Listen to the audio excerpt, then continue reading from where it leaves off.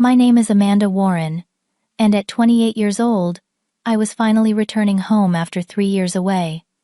I expected warm hugs and happy tears that Christmas night.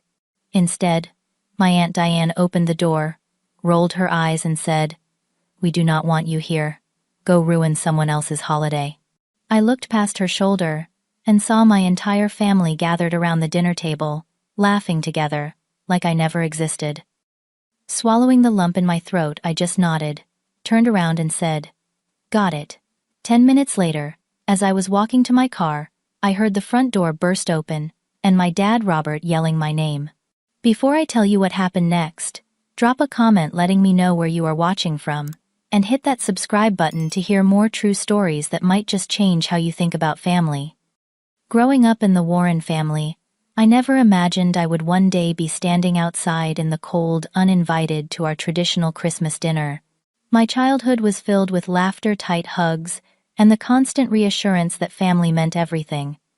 As the youngest of 2 children, I enjoyed the special attention that came with being the baby of the family. My older brother David, 6 years my senior, pretended to be annoyed by my existence, but secretly slipped candy under my pillow every Friday night. Our parents, Robert and Catherine Warren, created a home where we felt safe and loved. My relationship with my father was particularly special. Dad always said I had his spirit but Mom's kind heart. He was a successful business owner who built his company from scratch, and despite his busy schedule, he never missed my school performances or art exhibitions. When I was 9, I painted a terrible portrait of him that looked more like a grumpy walrus than a human, but he proudly hung it in his office, where clients could see it. "That's my girl's masterpiece," he'd tell them with genuine pride. Mom was gentler, more reserved. She mediated conflicts and kept the peace, especially when it came to the extended family. I noticed early on how she would tense up slightly whenever Dad's younger sister, my Aunt Diane, came around. Mom never confronted Diane directly, even when her comments crossed the line. Aunt Diane had opinions about everything, particularly about how I was being raised. "You're spoiling her, Robert," she'd say when Dad bought me art supplies instead of the educational toys she thought more appropriate. "Amanda needs discipline, not coddling." Even as a child, I sensed her disapproval of me, though I never understood why. Diane had a daughter of her own, my cousin Jessica, who was 2 years older than me. Jessica took piano lessons, excelled in mathematics, and always wore pristine dresses while I preferred paint-stained overalls and climbing trees. "Why can't you be more like Jessica?" became a refrain I heard too often, though never from my parents. Despite these undercurrents, Christmas was sacred in the Warren household. No matter what tensions existed throughout the year, everyone gathered at our home on Christmas Eve. Grandpa Thomas would carve the turkey, while Grandma Eleanor distributed her famous cranberry sauce. Uncle Patrick, Aunt Patricia, and their 3 kids would arrive with armfuls of presents. Even Great Aunt Martha, who complained about the 4-hour drive from Buffalo, never missed a year. The traditions were non-negotiable: matching pajamas on Christmas morning, Dad reading The Night Before Christmas in different silly voices, and Mom's special eggnog that she claimed had a secret ingredient which I later discovered was simply nutmeg and a healthy splash of bourbon. My favorite Christmas was when I was 10. It had snowed heavily, blanketing our yard in white. Dad built an elaborate snow fort with us, and even Mom joined the snowball fight that ensued. Later, huddled by the fireplace with hot chocolate, I remember looking around at my family and feeling absolutely safe, absolutely loved. But behind this idyllic picture, small fractures were forming. I overheard arguments between Dad and Aunt Diane when they thought no one was listening. "She's my daughter, Diane, not yours," Dad once said firmly, to which Diane replied, "Someone needs to think about her future, since you're too busy being her friend instead of her father." By the time I was 12, I had begun to notice how family gatherings often split into camps: those who sided with my parents' relaxed parenting style, and those who aligned with Aunt Diane's strict, achievement-oriented approach. The divide became more pronounced at holiday dinners, with subtle jabs disguised as concerns. "Amanda scored well on her art project, but how are her math grades?" Diane would ask loudly across the dinner table, knowing fully well that math was my weakest subject. Jessica, meanwhile, was presented as the gold standard. Jessica just won another piano competition, or Jessica has been accepted into the advanced placement program. Each announcement was delivered with a pointed look in my direction. Mom would squeeze my hand under the table while Dad would quickly change the subject to something less contentious. Did anyone try the mashed potatoes? Catherine added roasted garlic this year. These moments accumulated like small paper cuts, barely noticeable individually, but increasingly painful as they multiplied. Still, I never imagined these tensions would eventually lead to my exclusion from the family I loved so deeply. As a child, I believed family bonds were unbreakable, that blood truly was thicker than water. How naive I was. Looking back now, I can see the warning signs that I missed then. The way Grandpa Thomas would wink at me conspiratorially after one of Diane's backhanded compliments, the concerned glances Aunt Patricia would exchange with Mom when Diane dominated conversations, the subtle way our family portrait wall featured fewer and fewer pictures that included both our immediate family and Diane's as the years passed. But children see what they want to see, and I wanted to see a perfect family. So, that's what I believed we were, despite the evidence suggesting otherwise. After all, we still gathered for every Christmas, still sang carols together, still exchanged gifts with forced smiles and hollow laughter. We were the Warrens, and family was everything to us. At least, that's what we kept telling ourselves. The first major crack in our family foundation appeared during my junior year of high school. I had always shown talent in art, spending hours sketching and painting, instead of studying for math tests or participating in the competitive sports Aunt Diane thought essential for college applications. When it came time to consider colleges, I set my heart on Parsons School of Design in New York City. My portfolio was strong, featuring detailed illustrations and experimental digital designs that my art teacher, Mrs. Hansen, called remarkably sophisticated for someone so young.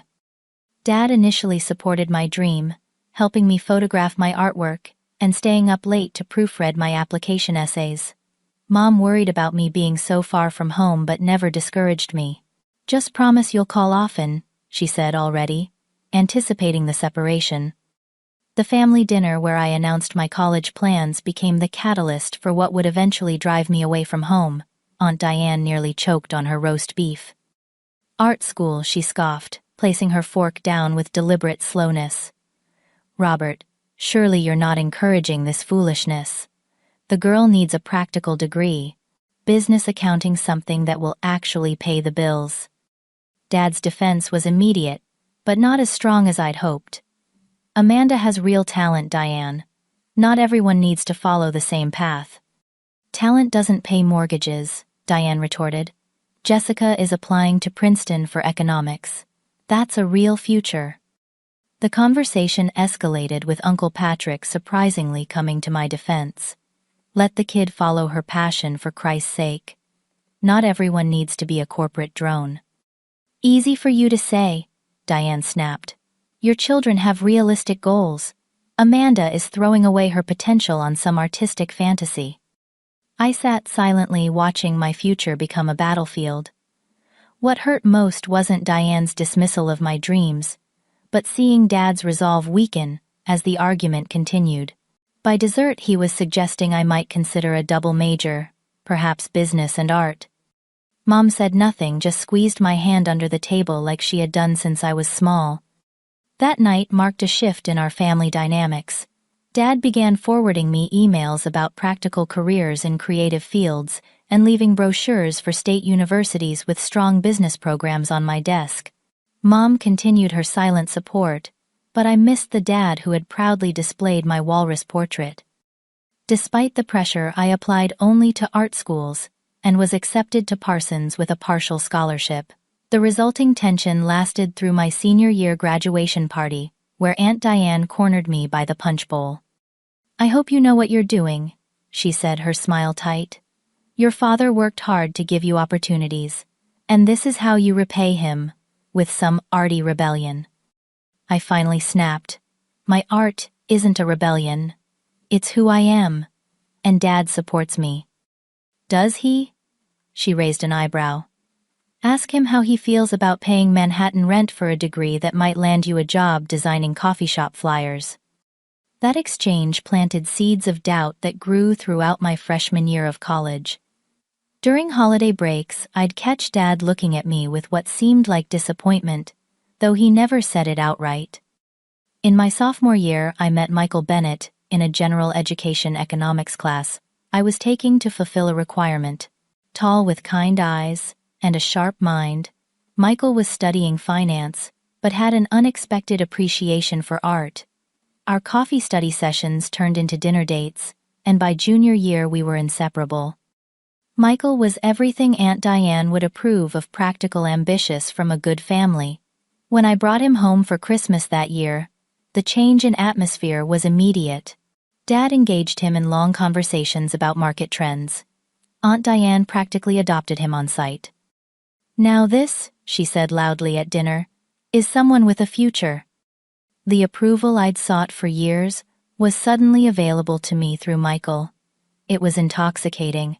For a while I almost convinced myself I could be the person they wanted: a designer, with a sensible boyfriend who might eventually steer me toward a more practical, creative career, like commercial advertising. Michael and I stayed together through graduation. He accepted a position at a prestigious financial firm in Chicago, assuming I would follow. The problem was, I'd been offered an internship at a cutting-edge design studio in New York, a rare opportunity that could launch my career in the direction I actually wanted. "Long distance can work," I suggested during our senior week, sitting on the campus lawn where we'd had our first kiss. Michael looked at me with genuine confusion. "Why would we do long distance when we could be together in Chicago? There are design jobs everywhere, Amanda." "Not like this one," I explained. "This studio works with the clients I've dreamed of. It's a foot in the door that might never come again." The argument that followed revealed how differently we viewed our relationship. Michael had assumed I would prioritize our relationship over my career ambitions. I had assumed he would understand this was my equivalent of his dream job offer. When I chose New York over Chicago, the news hit my family like a bomb. Dad called it throwing away a good man for a long-shot career. Mom, in a rare moment of assertion, told him, "She's 22, Robert. Let her live her life." But it was Aunt Diane who truly twisted the knife. At a family dinner just before I left for New York, she raised her glass in a mock toast to Amanda, who always chooses herself over the people who love her. "May New York be everything you deserve." The table fell silent. Jessica, who had recently graduated from Princeton as planned, smirked into her wine glass. Dad looked down at his plate. Mom's eyes filled with tears. I left for New York the next day without proper goodbyes. The distance that followed wasn't just geographical. Weekly calls home became monthly, then occasional. Dad's tone grew increasingly reserved. Mom tried to bridge the gap, but seemed constrained by loyalties I couldn't see. What I didn't know then was how thoroughly Aunt Diane had been working to reshape the narrative of my departure. In my absence, I was being recast, not as an ambitious young woman pursuing her dreams, but as a selfish, ungrateful daughter who had abandoned her family and broken a good man's heart for the allure of big city life. And without me there to defend myself, the story took root and flourished. New York City greeted me with indifference, the way it does all newcomers who arrive with dreams bigger than their bank accounts. My studio apartment in Bushwick was barely larger than my childhood bedroom, with a shower that leaked, and neighbors who fought loudly at 3 in the morning. The internship paid just enough to cover rent and ramen noodles, with nothing left for trips home even if I had wanted to go. The design studio, Beacon Creative, was everything I had hoped for professionally, and more challenging than I had anticipated. My boss, Elizabeth Morgan, was a legend in the industry, known for her exacting standards and brutal honesty. "This concept is derivative," she said of my first major project, dropping my carefully crafted presentation boards onto my desk without a second glance. "Start over. And this time show me something I haven't seen in every college portfolio for the past decade." I spent the next 72 hours redesigning the entire campaign, fueled by coffee and determination. When I presented again, Elizabeth studied my work in silence for a full minute. "Better," she finally said. "Not good yet, but better." From Elizabeth, this qualified as high praise. The other interns dubbed her the Dragon Lady, but I recognized what they didn't. Elizabeth pushed hardest those she believed had potential. I decided to prove her right. During those early months, loneliness was my constant companion. I called Mom weekly conversations that became increasingly strained as she avoided mentioning Dad or responding directly to questions about family gatherings. "Everyone's fine, sweetheart," she would say. "Your father's just busy with the company expansion." Friends came unexpectedly in the form of Stephanie Chen and Rachel Garcia, fellow creative professionals I met at an industry mixer. Stephanie, a photographer with an infectious laugh, and Rachel, a copywriter with a wickedly sharp wit, adopted me into their circle with an ease that made me realize how tense my relationships back home had been. Chosen family, Stephanie called our trio, sometimes more important than the one you're born into. By the end of my first year, Elizabeth had promoted me from intern to junior designer, with a salary that allowed me to move to a slightly less dismal apartment in Astoria. My work began appearing in industry publications, and clients started requesting me specifically for projects. The irony wasn't lost on me. As my professional star rose, my connection to home deteriorated. Dad never called directly anymore. When I reached out, our conversations were surface level and brief. "The business is doing well," he would say. "Weather's been mild for November," never asking about my work or accomplishments, which he could have easily seen online if he'd looked. It was Mom who finally told me 18 months after I'd left that Jessica and Michael were dating. "I thought you should hear it from family," she said gently. "They've been seeing each other for a few months now." The news shouldn't have hurt as much as it did. Michael and I had been over for nearly 2 years. But something about Jessica dating him felt deliberately spiteful, especially when Mom hesitantly added, "They met at your Aunt Diane's Labor Day barbecue. She invited him specially." I imagined Diane orchestrating the match, serving her daughter my discarded boyfriend, like a prize she'd claimed on my behalf. I wondered if Michael compared us, if Jessica knew intimate details about me through him. The thought made me physically ill. Rachel and Stephanie took me out for drinks that night, letting me cycle through anger, hurt, and eventually gallows humor about the situation. Next thing you know, they'll name their firstborn Amanda, just to really twist the knife, I joked through tears. "Screw them," Rachel said fiercely. "You're building something real here while they're playing small-town dynasty." She was right. By my 3rd year in New York, I had been promoted again to senior designer. Elizabeth had become something of a mentor, pushing me to develop my distinctive style and voice. "You have something original to say," she told me during my performance review. "That's rarer than you think."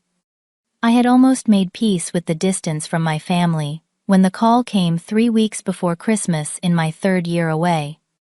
"Amanda, it's Dad." His voice sounded older, more hesitant than I remembered. We exchanged awkward pleasantries before he cleared his throat. "Your mother and I were hoping you might come home for Christmas this year. It's been too long." The invitation caught me completely off guard. "Really, I mean, yes, I'd like that, but I thought—" "Family should be together at Christmas," he said, cutting off whatever I was about to confess. "Just think about it, okay?" After we hung up, I sat in my apartment staring at the phone. Part of me longed desperately to go home to repair what had broken. Another part remembered Aunt Diane's cutting remarks, Jessica's smug smile, Dad's growing distance. "It's a trap," Stephanie warned when I told her about the invitation. "They'll spend the whole time guilt-tripping you about leaving." "Or maybe they miss you," Rachel countered. "People can change in 3 years." I decided to hope Rachel was right. I booked a flight home, reserved a hotel room as a precaution, and spent more than I should have on thoughtful gifts for everyone, including Jessica, and yes, even Aunt Diane. As the plane took off from JFK, I allowed myself to imagine a warm reunion, tearful apologies, A fresh start with my family. Looking back, I can't decide if that optimism was bravery or foolishness, perhaps a bit of both. What I couldn't have known was that Aunt Diane had spent those 3 years systematically poisoning my family against me, that Jessica had fed Michael's wounded ego with carefully crafted lies about things I'd supposedly said about him, or that Dad had slowly been convinced I had abandoned them all out of selfish ambition. I was flying home to a narrative about myself I didn't recognize, written by people who claimed to love me. The first snowflakes of the evening were starting to fall as my rental car pulled into the familiar streets of my hometown. Driving through the main square felt like entering a time capsule. The same holiday decorations hung from lampposts, the same giant Christmas tree stood proudly in front of City Hall, and Gunderson's Bakery still had a line out the door for their famous gingerbread cookies. My chest tightened with unexpected emotion. This place had shaped me for better or worse. Before heading to my parents' house, I had several stops to make. First was the cemetery where my grandmother Eleanor had been laid to rest during my second year in New York. I hadn't been able to attend the funeral. Absence Aunt Diane had apparently characterized as Amanda being too busy with her fancy career to say goodbye to the woman who knitted her baby blanket. Standing at Grandma's grave with a small bouquet of her favorite white carnations, I whispered apologies and updates about my life. "I think you would have been proud, Grandma. I'm doing work I love. I wish you could see it." Next came the carefully wrapped presents in my trunk, each selected with specific recipients in mind. For Mom, a delicate silver necklace with a pendant made by an artist friend. For Dad, a rare first edition of his favorite mystery novel I'd found in a Brooklyn bookshop. Even for Aunt Diane, I'd chosen an expensive cashmere scarf in her favorite shade of burgundy. "Kill them with kindness," as Grandma would have said. At the hotel, I changed into a simple but elegant emerald green dress, applied light makeup, and tried to calm my racing heart. The plan was to arrive at 7, just as Christmas dinner would be starting. Walking into the familiar ritual might ease the awkwardness of my return. On my way out, I bumped into Linda Parker, my best friend from high school, in the hotel lobby. "Amanda Warren. Oh my God." She embraced me warmly. "I heard rumors you were coming back for Christmas." We chatted briefly, her eyes widening when I mentioned heading to my parents' house. "Oh, you're going to the family dinner?" A strange expression crossed her face. "Have you talked to your mom recently?" "Just to confirm the time." "Why?" Linda hesitated. "No reason. Just... It might be a full house tonight." She hugged me again before leaving. "Call me tomorrow. We should catch up properly." Her odd behavior left me unsettled as I drove the familiar route to my childhood home. The streets were quieter than I remembered. Most families already gathered indoors around dinner tables and Christmas trees. I parked a few houses down, taking a moment to observe the warm glow emanating from my parents' windows. The driveway was full: Mom's SUV, Dad's sedan, Aunt Diane's luxury crossover, and several cars I didn't recognize. Through the large front window, I could see movement, people gathering around the dining room. For a brief cowardly moment, I considered driving back to the hotel. What if they didn't want me there after all? What if Dad's invitation had been extended under pressure from Mom? "Stop it," I whispered to myself. "This is your family, your home." Gathering my courage and armful of gifts, I walked up the path I had raced along countless times as a child. Christmas music and laughter spilled from inside. I took a deep breath and rang the doorbell. The laughter didn't stop immediately. I heard footsteps approaching, then the porch light flickered on, illuminating me through the decorative window in the door. There was a pause, then the door swung open. Aunt Diane stood there, her face transitioning from holiday cheer to cold recognition. She was dressed impeccably, as always, not a strand of her dark hair out of place, despite being 3 hours into hosting duties. "Amanda." My name sounded like an accusation on her lips. "Merry Christmas, Aunt Diane." I smiled, holding out her gift. "Dad invited me. I hope it's okay that I'm a little late." She didn't take the package, just stared at me with naked contempt. "We do not want you here. Go ruin someone else's holiday." The words hit like physical blows. Through the open door, I could see into the dining room where my entire family sat around the table laden with traditional Christmas fare. Mom, Dad, Jessica, and Michael. They were laughing together, crystal glasses of wine raised in some toast I wasn't part of. No one looked toward the door. No one noticed me standing there. They continued their celebration as if the scene at the entrance wasn't happening. "But Dad called me," I stammered. "He asked me to come." A moment of weakness he regretted immediately. Diane's voice was low, almost triumphant. "He realized what you really are. We all have." I looked past her again, hoping to catch Dad's eye to see some indication that she was lying. But he was deep in conversation with Michael, who had his arm casually draped across the back of Jessica's chair. My cousin wore an engagement ring that caught the light as she gestured animatedly. The realization hit me like ice water. This was an engagement celebration disguised as Christmas dinner. My invitation had been rescinded, but no one had bothered to tell me. "Got it," I managed to say, my voice surprisingly steady, as I placed the stack of gifts on the porch step. "Merry Christmas." I turned and walked back down the path, snow beginning to coat my hair and shoulders. No tears came, just a hollow numbness spreading through my chest. I had nearly reached my car when I heard the front door slam open again. Amanda, wait." My father's voice urgent and breathless. I turned slowly to see him running toward me, without a coat, house slippers sliding dangerously on the snowy sidewalk. "What are you doing here?" he demanded, confusion, rather than joy coloring his features. "Why didn't you call to say you were coming?" I stared at him in disbelief. "You invited me, Dad. 3 weeks ago. We talked about it." "I never," he began, then stopped, comprehension dawning. "I never made that call." We stood facing each other in the gently falling snow, 3 years of distance and misunderstanding between us. The man who had once proudly displayed my childish art looked like a stranger now, his face lined with emotions I couldn't read. "Then who did?" I asked, though I already suspected the answer.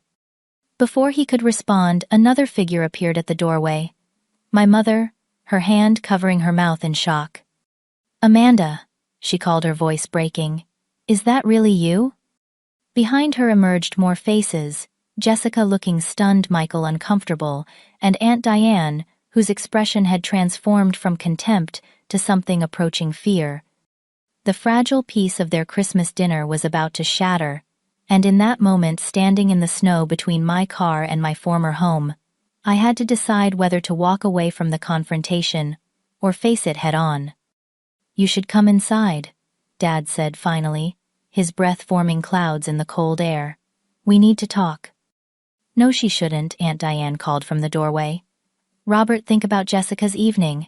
This isn't the time." My cousin stepped forward, her engagement ring catching the porch light. "Actually, I think it's exactly the time. Let her in, Dad." Dad looked torn between the women in his family, a position he seemed to have occupied for years without my realizing it. Finally, he nodded toward the house. "Please, Amanda. It's freezing out here." Walking back into my childhood home felt like entering a museum of my former life. The same family photos lined the hallway, though I noticed newer ones had been added where I was conspicuously absent. The Christmas tree stood in its traditional corner, decorated with the same ornaments we'd collected over decades, including the misshapen clay star I'd made in 3rd grade. The dining room fell silent as I entered. 7 pairs of eyes tracked my movement. Mom, Dad, Aunt Diane, Jessica, Michael, Uncle, Patrick, and Aunt Patricia, who immediately stood and embraced me. "Look at you," she whispered, "all grown up and gorgeous." Her warmth was a stark contrast to the tension filling the room. Mom approached next, tears streaming openly down her face as she touched my cheek, as if confirming I was real. "I didn't know you were coming," she said. "No one told me." "I invited her," came a voice from the kitchen doorway. My brother David stood there holding a carving knife and looking defiant. 3 weeks ago. Used Dad's phone while he was in the shower. Dad turned to him in shock. You, what? Someone had to do something to fix this family, David said. 3 years, Dad. 3 Christmases without my sister, because of lies and manipulation. Aunt Diane slammed her palm against the dining table, making the crystal jump. Don't you dare blame this family for her choices. She's the one who left. She's the one who broke Michael's heart, and never looked back. Michael, who had been studying his wine glass intently, finally looked up. That's not exactly true, Diane. Jessica's head whipped toward him. What? Amanda didn't break my heart, he said quietly. We broke up because our careers were taking us in different directions. It was mutual. I told you that. That's not what you told me. Jessica's voice had a dangerous edge. You said she dumped you to pursue her big city dreams. Michael shifted uncomfortably. That's what your mother told me to say when she set us up. She said it would help me move on if I reframed the narrative. The room erupted into chaos. Jessica turned on her mother, demanding explanations. Dad confronted David about the deceptive phone call. Aunt Patricia and Uncle Patrick exchanged knowing looks that suggested they'd been waiting for this explosion for years. Through it all, Mom moved to stand beside me, her hand finding mine just like she used to do, under the dinner table, when Aunt Diane said something cutting. Enough. Dad's voice silenced the room. He turned to me, his expression a mixture of confusion and dawning horror. Amanda, I need to understand. Why did you stop calling? Why did you miss your grandmother's funeral? Before I could answer, Aunt Diane interrupted. Oh, for God's sake, Robert, she was building her precious career. We weren't important enough anymore. Is that true? Dad asked me directly. I took a deep breath. I called every week for the first year, Dad. You stopped picking up. As for Grandma's funeral, I only found out after it happened. The message Mom left said it was a small family-only service scheduled for when I had my final portfolio review. I couldn't change the date without failing my program. Mom gasped. I never said that. I left you 3 messages begging you to come home, saying we'd delay the service if needed. All eyes turned to Aunt Diane, who had suddenly become very interested in rearranging the silverware beside her plate. Diane, Dad's voice was dangerously quiet. Did you interfere with messages between my daughter and our family? I was protecting you, she said defensively. You were a wreck after she left. Every time she called with stories about her exciting New York life, you'd be depressed for days. And Catherine was even worse, moping around, checking her phone constantly. So you took it upon yourself to filter my calls. Mom's voice shook with rage. I'd never heard from her before. To lie about my mother's funeral to my own daughter. Aunt Diane straightened her spine, doubling down. Someone had to be the strong one.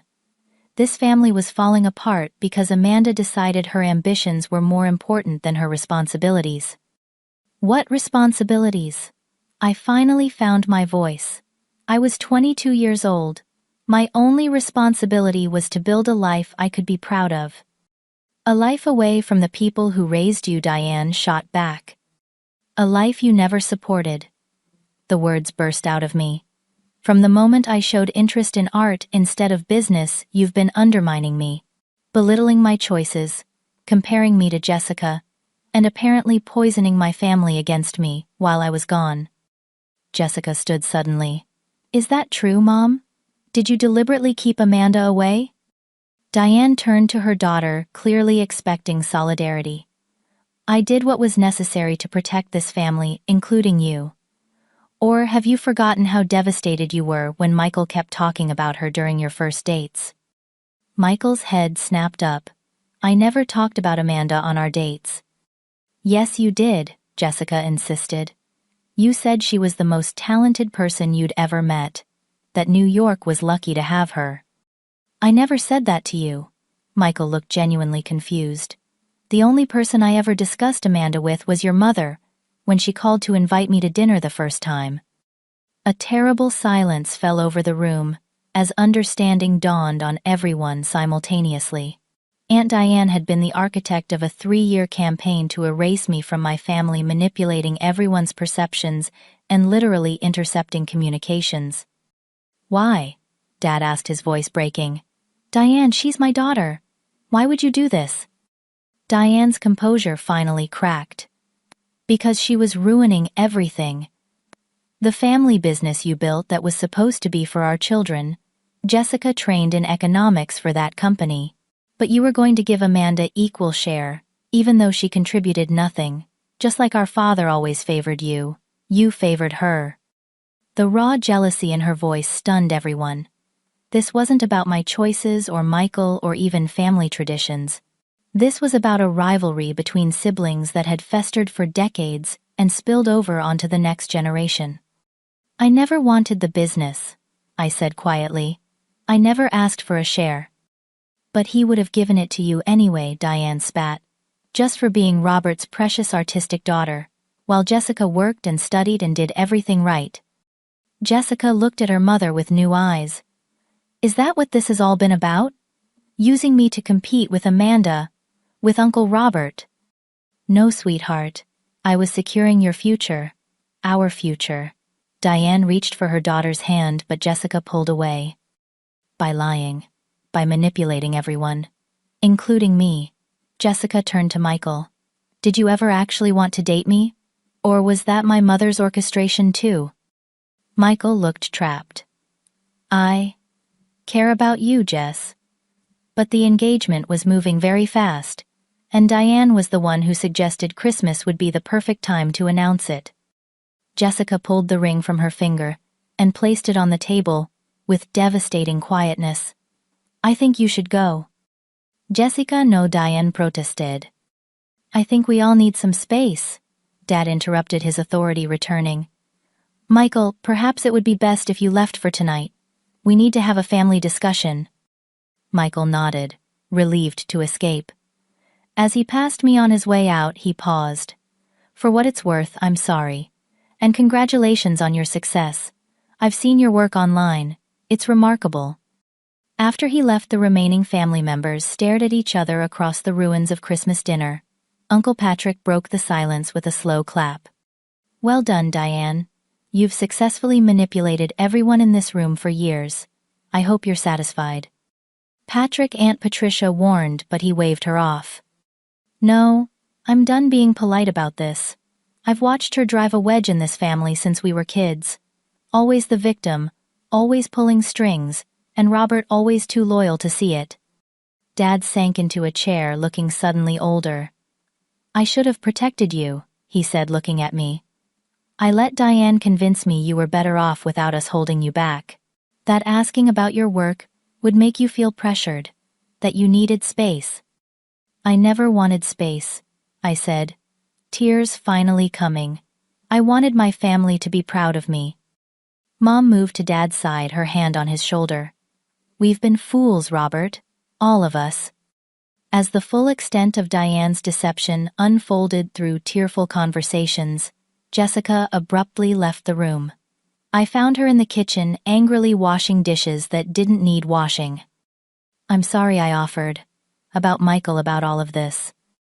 "Don't," she said sharply. "Don't be nice to me right now. I've been horrible to you for years." "You didn't know." "I should have." She put down the plate she was scrubbing. "I believed everything Mom said about you because it was easier than admitting I was jealous. You had the courage to pursue what you loved while I followed the path laid out for me." It was perhaps the most honest conversation Jessica and I had ever had. As we talked, the anger in the dining room gradually shifted to grief, then to cautious reconciliation. By midnight, Aunt Diane had left alone. Dad had apologized a dozen times, and Mom hadn't let go of my hand for hours. The night ended with exhausted promises to rebuild, to communicate directly, to resist Diane's inevitable attempts to regain control. As I prepared to leave for my hotel, Dad asked the question that had clearly been weighing on him. "Will you come back tomorrow, for Christmas Day?" The vulnerability in his eyes reminded me of the father who had hung my terrible portrait in his office. "Yes," I said. "But this isn't fixed yet. We have a lot to work through. I know, he nodded. But it's a start. As I drove back to the hotel emotionally drained, but strangely hopeful, I realized we had all been complicit in allowing Diane's manipulation to succeed. My absence had created the vacuum she filled with lies. Dad's avoidance of conflict had given her power. Jessica's insecurity had made her susceptible. The real question was whether we could rebuild what had been broken, or if the damage was too deep to repair. I slept fitfully at the hotel, waking before dawn with my mind racing. After 3 cups of mediocre coffee from the lobby machine, I called Stephanie and Rachel in New York, putting them on speaker as I paced my room.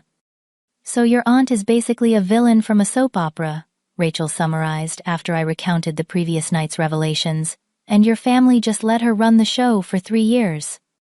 "People believe what's easiest," Stephanie said thoughtfully. "It was probably easier for them to think you abandoned them than to question Diane's version of events." "What are you going to do now?" Rachel asked. "Please tell me you're not just going to forgive and forget." I hadn't decided yet. Part of me wanted to catch the next flight back to New York and leave this mess behind. Another part recognized this might be the only chance to truly heal the rift in my family. My phone buzzed with a text from an unknown number. "Breakfast. At my place 9 a.m. We need to talk. 1723 Oak Ridge Lane. Aunt Patricia." Aunt Patricia had always been the family peacemaker, married to Dad's older brother Patrick. Unlike Diane, she stayed out of family politics, focusing instead on her career as a judge. If she was getting involved now, the situation was even more serious than I thought. The address led me to a stately colonial on the other side of town. Inside, I was surprised to find not just Patricia and Patrick, but also my brother David, my cousins from Patricia's side, and several of my parents' oldest friends. "What is this?" I asked, accepting the coffee Patricia pressed into my hands. "Emergency Family Council," David said grimly. "Turns out, Aunt Diane's been busy with more than just character assassination." Over the next 2 hours, I learned the full extent of Diane's machinations. She had systematically isolated my parents from their support network, while insinuating herself into Dad's business affairs. As his trusted sister, she had convinced him to make a series of investments that primarily benefited her own financial interests. Jessica's economic expertise had been used to legitimize decisions that secretly funneled resources away from the company's growth and toward Diane's personal ventures. "We've been tracking this for months," Patrick explained, spreading financial documents across Patricia's dining table. "But we needed proof before confronting Robert. Diane's too clever to leave obvious tracks." "And now we have it," Patricia added, sliding a folder toward me. "This arrived yesterday from the family attorney. Your grandmother's will has a codicil none of us knew about. She left specific instructions about the family trust that Diane has been violating." I flipped through legal documents I barely understood. "Why show me this? I'm not a lawyer or an accountant." "Because you're the only one Diane can't manipulate anymore," David said. "You've been outside her influence for years, and you have skills we need." My confusion must have shown because Patricia smiled. "We need someone who can present complex information visually, someone who can help Robert see the pattern without getting lost in the details." They wanted me to create an infographic presentation of Diane's financial maneuvers, something clear enough that Dad couldn't deny or rationalize away. It was, ironically, exactly the kind of project I excelled at professionally. I spent the morning at Patricia's dining table with my laptop transforming dense financial records into a compelling visual narrative. Flowcharts showed how money moved from Dad's company through shell corporations back to Diane. Timeline graphics illustrated how her helpful suggestions aligned with suspicious transactions. By noon, I had created a presentation that would make Elizabeth proud. "This is remarkable," Patrick said, reviewing my work. "You've made 3 years of financial manipulation understandable in 15 slides." The plan was to present this at dinner that evening, when the extended family would gather at my parents' house. Diane would be there, having been invited by Mom in a carefully worded text, designed not to arouse suspicion. She thinks she's coming to help damage control after last night, David explained. She has no idea what's waiting for her. As we prepared to leave, Patricia pulled me aside. This isn't just about the money, Amanda. This is about freeing your father from a lifelong pattern of manipulation. He's always protected. Diane always made excuses for her behavior. It's time for that to stop. I nodded, understanding the real stakes. This wasn't vengeance, it was intervention. The Christmas Day gathering was awkward from the start. Jessica arrived first, subdued, but determined to be part of the confrontation. Mom busied herself in the kitchen while Dad made nervous small talk. When Diane finally arrived, her expression was conciliatory, clearly prepared to play the role of the misunderstood but forgiving sister. I've been thinking about last night, she began, accepting the glass of wine Dad offered. Emotions were running high. Things were said in the heat of the moment. What matters is that we're family, and family forgives. The calculated humility in her tone turned my stomach. Before Dad could respond with his usual pacifying agreement, Patrick stepped forward. Actually, Diane, we have something to discuss before forgiveness comes into the picture. Her eyes narrowed slightly at his tone. What's this about? Dad looked confused as Patrick connected a laptop to the living room television. Patrick, it's Christmas. Whatever business matter this is can wait. No, Robert, it can't, Patricia said firmly. Please just watch. I took control of the presentation, clicking through the slides I'd created. With each new revelation, Diane's face grew paler, while Dad's expression transformed from confusion to disbelief to dawning anger. The West Side Development Project, I explained, highlighting a particularly egregious example. Dad, you invested $300,000, based on Diane's recommendation. The project was secretly controlled by her husband's firm, which extracted consulting fees of nearly $90,000 before the project mysteriously failed. That's a grotesque misrepresentation, Diane protested. The market crashed. Everyone lost money. Except you, Patrick countered. Your private LLC collected fees throughout the project's development and liquidation.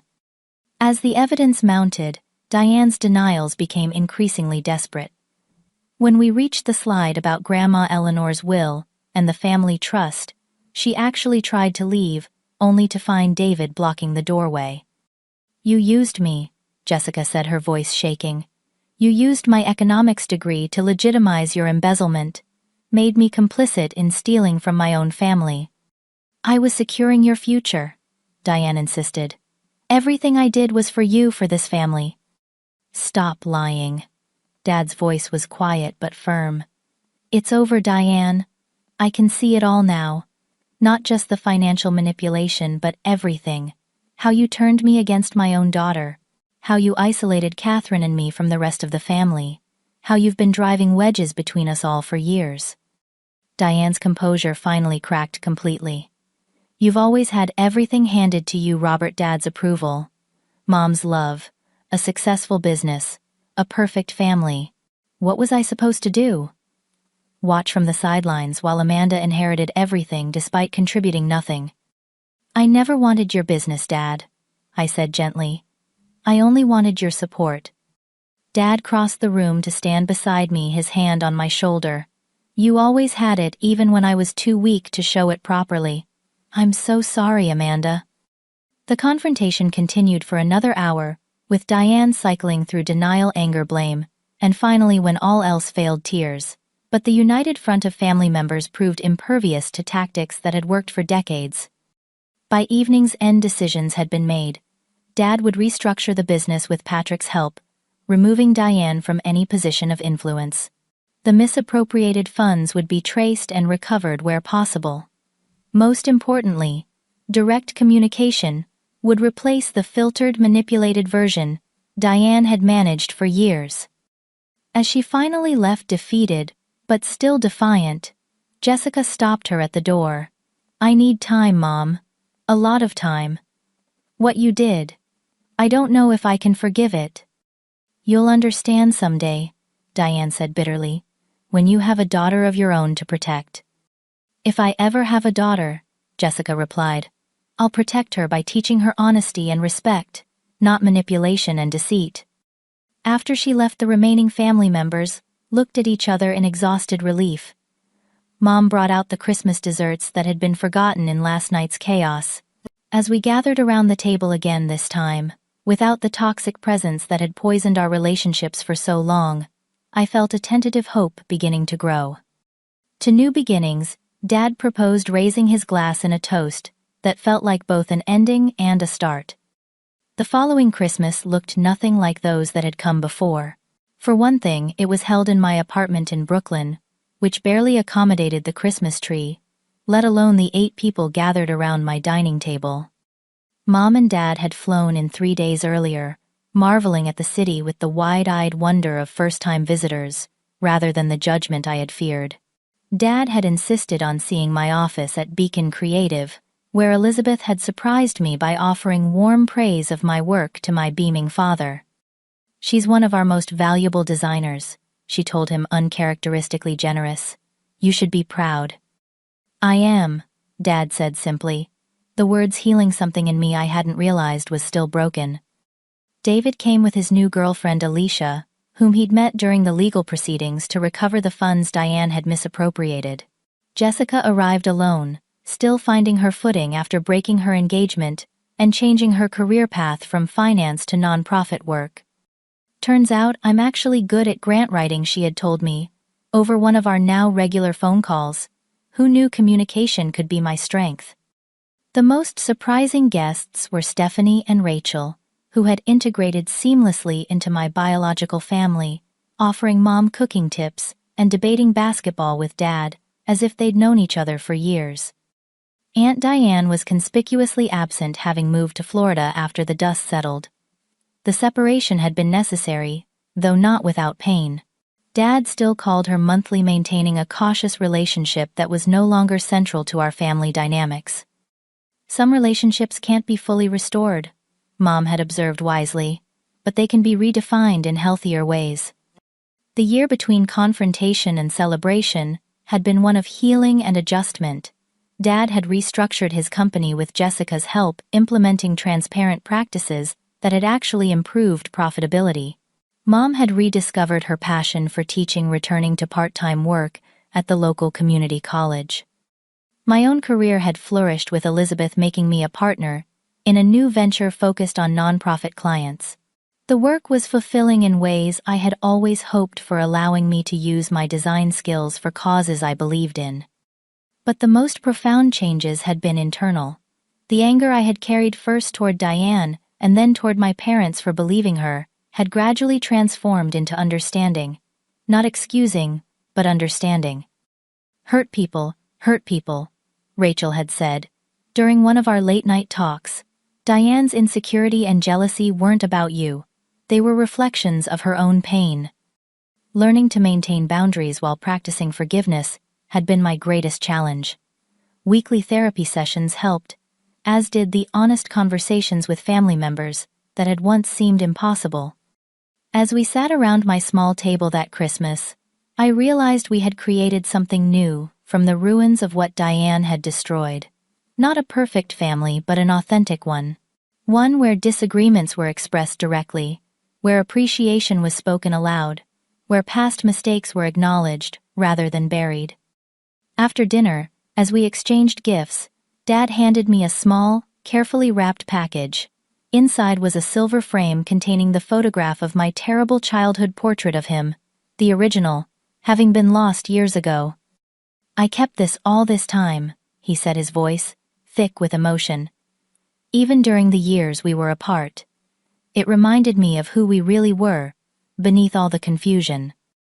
Later that night, after everyone had returned to their hotels or spare rooms, my phone rang with an unexpected call. It was Diane. "Merry Christmas," she said, her voice hesitant. "I hope I'm not intruding." "It's okay," I replied, stepping onto my small balcony for privacy. "Merry Christmas to you too." "I've been seeing someone," she said after an awkward pause. "A therapist. It's been illuminating." We talked for 20 minutes, the conversation careful but not hostile. She didn't ask for forgiveness, and I didn't offer it, but it was a beginning, however small. When spring arrived, I received a job offer from a prestigious San Francisco firm. 5 years earlier, I would have jumped at the opportunity, seeing it as validation of my talent. Now, I weighed it carefully against the relationships I had rebuilt and the community I had created. I chose to stay in New York, close enough to visit family regularly, but maintaining the independence I valued. It wasn't a sacrifice, but a conscious choice, recognizing that success meant different things at different stages of life. The following Thanksgiving, Jessica brought her new boyfriend to dinner. Dad expanded his business into a new market. Mom started painting again, a hobby she had abandoned decades ago.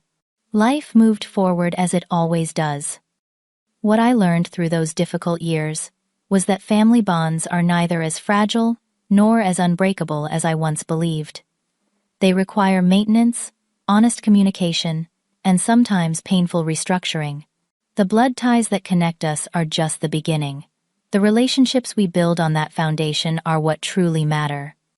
I also learned that sometimes you have to leave home to find yourself, but that doesn't mean you can't bring that self back to the place you began. The distance gave me perspective, helping me see patterns that were invisible from within. Most importantly, I learned that standing up for yourself doesn't mean standing alone. By finding my voice and speaking my truth, I made it possible for others to do the same. The confrontation with Diane ultimately freed not just me but my entire family from patterns of manipulation that had limited us all. As I look back on that snowy Christmas night, when my aunt opened the door and told me I wasn't welcome, I can now see it as the catalyst that ultimately saved our family. Sometimes the most painful rejections lead us to the most necessary truths. If you've ever been excluded by family made to feel unwelcome in the place that should be your safest haven, know that your worth isn't determined by their acceptance. Sometimes the greatest act of love toward your family is refusing to participate in toxic patterns, even when that refusal comes at a high personal cost. Thank you for listening to my story. If it resonated with you, please take a moment to like this video and subscribe to hear more stories about family healing and personal growth. I'd love to know in the comments if you've ever had to stand up to a family member who was causing harm, and how that changed your family dynamics. Was forgiveness part of your journey, or did you need to maintain distance for your own well-being? Your experiences might help others who are walking similar paths. Wishing you all healthy boundaries and genuine connections with those you choose to call family.